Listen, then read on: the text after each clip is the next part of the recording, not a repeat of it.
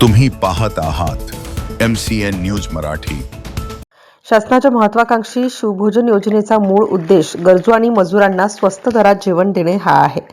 मात्र जळगाव जामोद येथील गजानन वाघ यांचे शिवभोजन केंद्र या उद्देशाला हरताळ फासत असल्याचा आरोप स्थानिक नागरिकांनी केला आहे।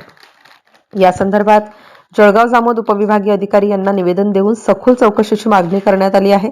नागरिकांनी प्रशासनाला दिलेल्या निवेदनात अनेक गंभीर बाबींकडे लक्ष वेधले आहे। त्यामध्ये केंद्रावर दररोज जेवण घेणारे लाभार्थी हे ठराविक व्यक्तीच असल्याचे दिसून येते।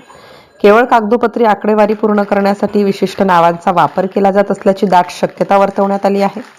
शासकीय नियमानुसार शिवभोजन केंद्र हे बसस्थानक, रुग्णालय किंवा गजबजलेल्या ठिकाणी असणे अनिवार्य आहे। मात्र जळगाव जामोद शहरातील शिवभोजन केंद्र हे गावाबाहेरील एका बस स्टँडवर असल्याने सामान्य प्रवाशांना किंवा शासकीय कामानिमित्त येणाऱ्या नागरिकांना याचा लाभ मिळत नाही।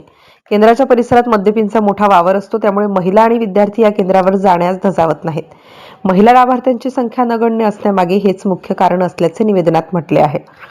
स्थानिक तहसीलदार मार्गदर्शनाखाली असणाऱ्या समितीने या केंद्राची नियमित पाहणी करणे आवश्यक असताना आजवर या त्रुटी का समोर आल्या नाहीत असा प्रश्नही उपस्थित करण्यात आलाय।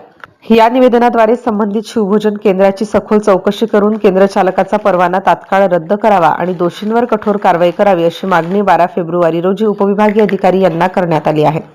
त्यासोबतच सदर शिवभोजन केंद्र जळगाव जामोद शहरातील रुग्णालय, बसस्थानक किंवा अतिगर्दीच्या ठिकाणी स्थलांतरित करून खऱ्या गरजूंना लाभ देण्याची मागणी ज्ञानेश्वर पारसकर, परीक्षित ठाकरे, भागवत पाटील, शिवचरण घ्यार, देविदास घाईट, शिवचरण खोंड, राजेंद्र हुरसाड, निलेश पैसोडे, ऋषिकेश देशमुख, श्रीकांत झाटे, महेश पारसकार, ऋषिकेश पारसकार, राहुल पारसकार यांच्यासह अनेक नागरिकांनी निवेदनाद्वारे केली आहे।